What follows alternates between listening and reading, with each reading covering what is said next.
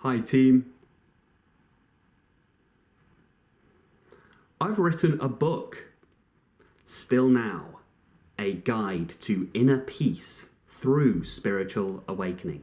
It's available on Amazon now. It's available in both the paperback and the Kindle editions. I will pop a link in the first comments down below and pin that comment so it stays at the top. You can just scroll down, click on the link to check it out.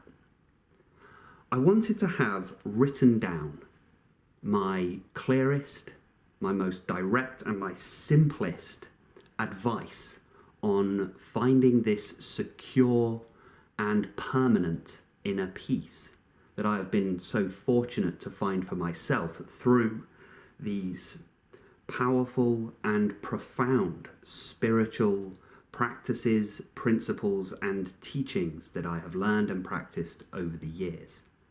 As good as videos and audio is for transmitting teaching and guiding seekers towards the inner peace, there is something powerful about the written word.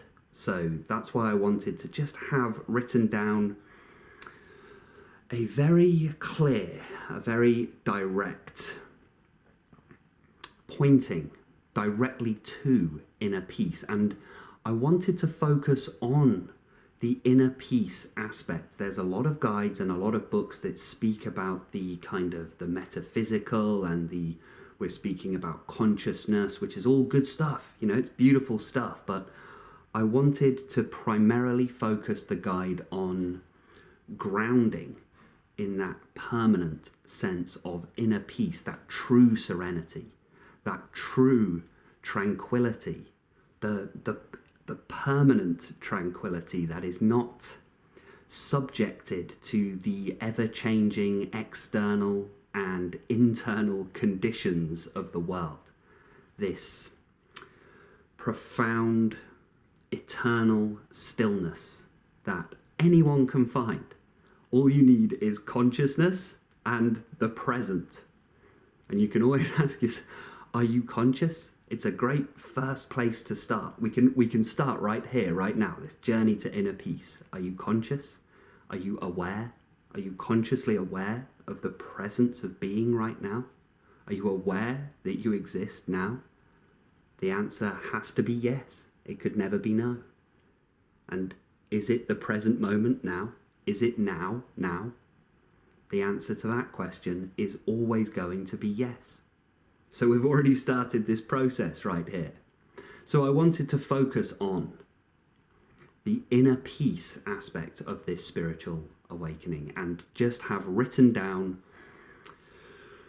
the exact principles, the exact methodology that I recommend that I have learned over the years. The guide is written in two sections. We have presence, which I believe is the most useful and the most powerful starting place. So for any seeker, whether you're just a beginner or whether you're seeking to kind of get back on track, you're seeking to reground yourself, reorient yourself, the present moment is the best place to start. When else can you start but now, right? So presence, I always recommend as a powerful first step into spiritual practice and finding inner peace. So the first section of the guide is all about presence, about how to continually ground oneself in the now. And I wanted to clear up some of the ambiguation about the future and the past. And there are so many logical and rational queries and questions that come up when we begin this sincere and earnest process of becoming present. And these questions such as, yes, but what about the future? I mean, what about my aspirations? What about my anxieties about the future? And don't I need to think about the future in order to plan my life and plan things? These are fair questions. And what about the past? I mean, I have hurts from the past that don't seem to go anywhere, and I have regrets and guilts about the past. I mean, if we're saying it's only ever the present moment, you're only ever here and now, then what am I to do with all of this pain and upset from the past? How do I heal from a past if the past does not exist? These are valid questions. And what about my happy memories? What about the things from the past that I feel nostalgic about? And I feel happy when I recall happy memories. So am I really to just drop all of that too? All of these are fair, valid questions that all too often the teacher, the guru, the guide, I consider myself a spiritual teaching assistant rather than a spiritual teacher, but ultimately it's all kind of the same thing. Meditation coach is another title I feel kind of works, but whatever. The point is, all too often, those of us who are sort of coaching presence and how to continually be grounded in the present moment, in the now, we just say, just stay present, and all of these answers will just arise. You know, you which is true. If you remain totally present, all of the answers ultimately will arise for you. However, sometimes people need just a little more than that. Just a little more guide, just a little more pointing towards the true depth of inner serenity that is available through presence. Sometimes we just need some little answers to things that can just help us to let go. Just by knowing one or two extra principles and just a slightly deeper exploration into the true nature of future, the true nature of past, why we have this in our mind. So I wanted to put that in the guide. So that's where we start. That's section 1. Section 2 is on stillness, and that is where we progress into the principles really of Advaita, non-duality. So we are in that section addressing things like how to cease this mind activity of division and separation. We are exploring a little the nature of ego, this deeply ingrained narrative, the story of you. Where did this begin? What caused this ego to arise in the first place? Why is the ego a problem? And what is the correct approach in order to resolving this thing so that we can move into a new way of experiencing life, a more conscious way of experiencing life, a more present way of experiencing life. So the section on stillness really covers how to truly experience the peace of presence, the bliss of presence, because this is something I found. I practiced just presence alone for many years, and although it went a very long way to helping me recover from my anxiety, from my depression, from my obesity, and from my addiction, presence was really powerful for providing the framework of which the majority of my recovery in the relative world could happen. But over time, there was still a slight dissatisfaction that I could never quite put my finger on. Just a background running sense of uneasiness, a sense of restlessness, a sense of tension. And there were still these dark residues of the past continuing to rise up. And I would still have these questions regarding the future. And no matter how much I remained in presence and no matter how much I meditated, this uneasiness just wouldn't leave me alone. And it wasn't until we could say, progressed into the teachings of Advaita, the teachings of non-duality, and doing a deeper self-inquiry, really, Ramana Maharshi's self-inquiry. Upon doing that deeper self-inquiry, these answers began to rise up. And that's when I wasn't just grounded in presence, but I was now experiencing, that's the peace, that's the bliss, that's the serenity. But a little bit of understanding was needed. And so I wanted to put into this section, the section on stillness, about how to progress presence into this true serenity, the permanent serenity. So in that section, we're dealing with things like, what is the ego? What is the origin of the ego? And just to give you a little, just give you a little taste, the ego, the best way I can think to describe it is that the entire ego is essentially an emotional trauma response. The whole thing. It's the entirety of the story of you, this deeply ingrained narrative, is actually a PTSD response in many ways, as we try to create a palatable and dignified narrative to try and make sense of the emotional pain that we have been feeling since we manifested here in this universe. And ultimately, we have to accept that it was there with love and understanding. It was a necessary stage in life and experience. But as we resolve this and drop this away, come to just becoming more comfortable with any and all emotions that rise up within us. So there's a section on emotions and how to just feel them in the rawness and the intensity with which they arise, and just feeling them from the space of this pure conscious awareness. And by doing so, we remove the fear that we have about our emotions. Emotions are no longer a problem. And if emotions aren't a problem, we don't need a narrative to kind of package them up anymore. We can just be free. Just be free. This is the liberation that is spoken about. This is the enlightenment that's spoken about. It's just freedom.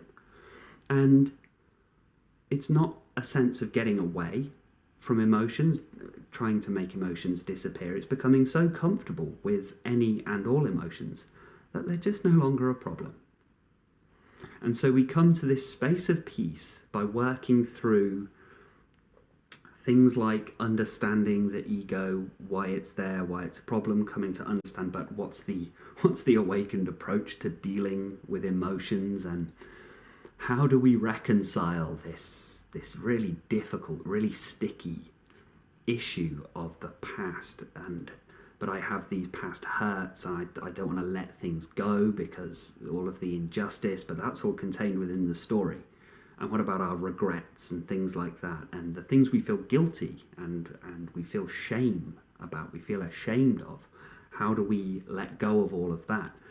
And once we have let go of all of that, and this is crucial, it's not just the letting go, it's then accepting the fact that the residues of this, the past, is continuing within the body. So we need the awakened, conscious approach to dissolving these residual tensions that sometimes hide deeply in the body. So that's all in the guide. I'm pretty much just saying everything that's in the guide now. I shouldn't speak on it too much. I'm basically just narrating the entire guide. You gotta buy it, check it out. And, this was supposed to be an advert, and I'm just narrating. This is just the entire audio book at this point. Right, focus, Corin, focus. Present moment, focus. We also have sections on how to feel the body, because this is the felt sense of the body is such a vivid and occasionally volatile way that our attention is pulled back into the sense of separation, the illusory belief in division. We feel like the body is separate to the universe, and so feeling the body in our habitual way that we've been doing for decades, the habitual way of feeling the body, which is that I am a consciousness that is kind of encased within the body and kind of projecting consciousness out of the body.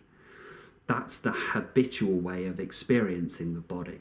But in the guide, in section 2 on stillness, we go into the awakened, more conscious way of experiencing bodily sensations, and recognize just because I am aware of the body, that does not mean that I am encased within the body. Just because consciousness is aware of a body, that does not mean that consciousness is generated by the body. So your consciousness is not trapped within this flesh and bone and brain apparatus. You are not a spirit encased within an exoskeleton. The spirit is everywhere, everywhere. And the body, mind, and experience of life has arisen within it. And I always use the analogy of the moon. The moon appears to be generating its own light, but we know that actually moonlight is sunlight bouncing off of the moon. It's the same with body awareness. Consciousness is shining upon the bodily sensations, but bodily sensations do not generate the consciousness.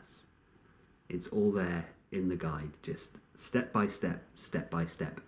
It's a short guide.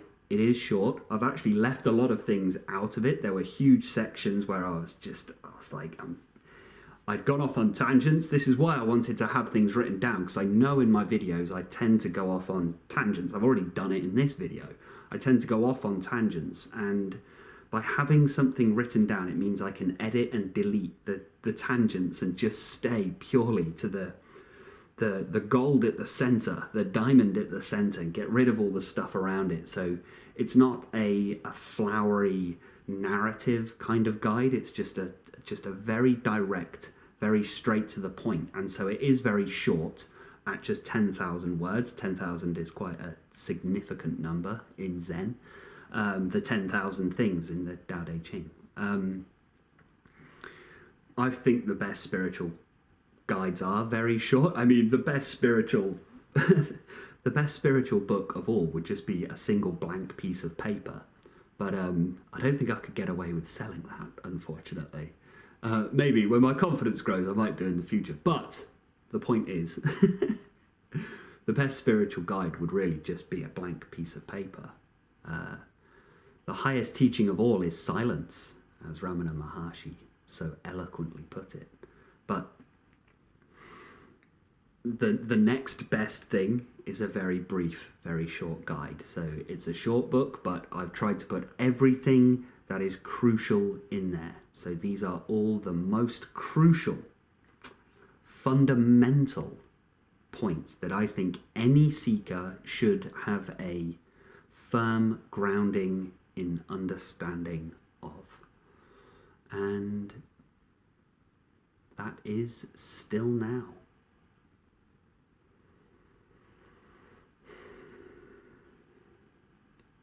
I think that's everything. A massive heartfelt thank you to all of the channel members. Your support has made writing this book possible, and some of the discussions that we're having in the Discord chat room are very good for... Sorry. Some of the discussions we're having in the Discord chat room are very good for giving me a deeper understanding of the sort of questions that arise, because I can only ever refer to my own journey and my own experiences. So seeing other people's journeys and experiences, seeing what's different and seeing what's similar, it's very good for knowing what to include within the guide and what to leave out of the guide. So a massive thank you to all of the channel members. I really, really appreciate your continued support, all of your questions and all of your participation in the Discord chat. I really, really cannot thank you highly enough. Anyone who's taken the time to subscribe and like any of the videos, you've given me the confidence, the courage to continue not only to make the videos, but also now to start producing some written material as well. And there's more coming. I mentioned in the guide that there's a supplementary book that's coming along with it as well, called The Valley of the Shadow. And in that, we will be doing a deeper dive into the emotion work aspect. But this is the emotion work that comes after awakening. This is post-ego emotion work that we need to do. I believe the first thing, the most important thing, the most powerful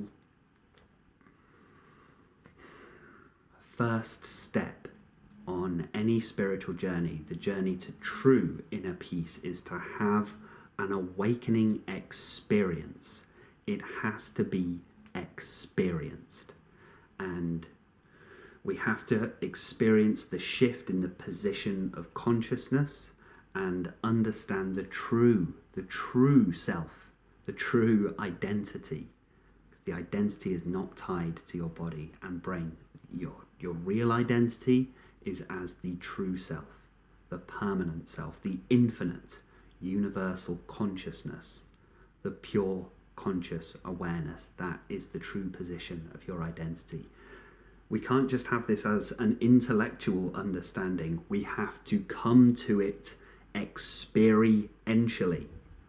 Which is what this one, I forgot. I knew I'd forgotten something. In the guide, in Still Now, there are some meditations, some meditative practices that are the most powerful and direct that I've picked out of all of the meditative approaches that I've put out there over the years from YouTube and Spotify and Insight Timer, and I've taken the ones that are the most popular and the highest rated, and I've condensed and worked on them to put them in the guide as the most powerful, profound and direct practices that can provide this pure experience, the experience of awakening.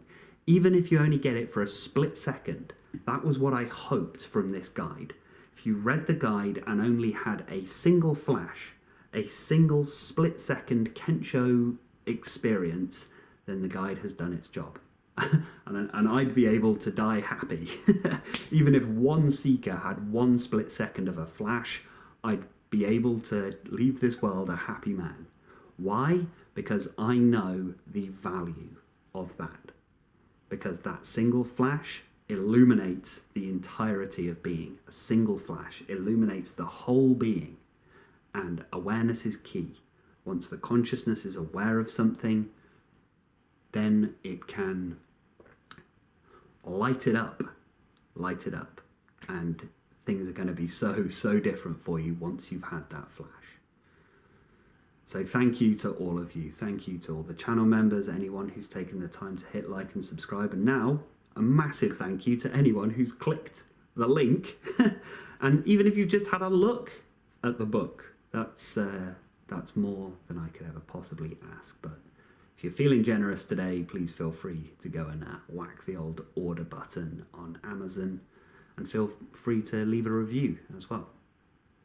All of it helps me out so much.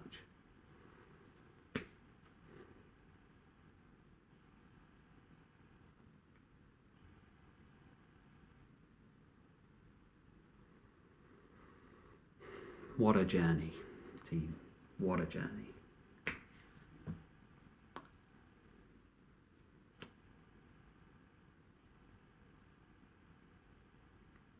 I've spoken about it in a few of the videos that I've done recently, but this past few years have been intense. A true dark night of the soul. Lots of turmoil, lots of chaos, sickness and pain of body and brain. So to be able to come through to the other side of that with something to show for it,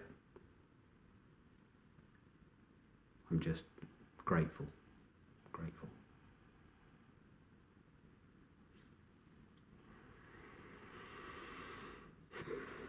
Thank you so much for listening. Thank you for your continued support.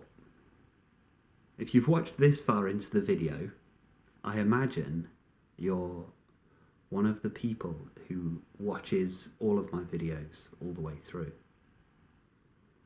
And I cannot thank you enough.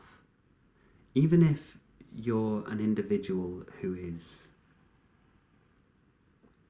suffering and lost and confused in a lot of turmoil.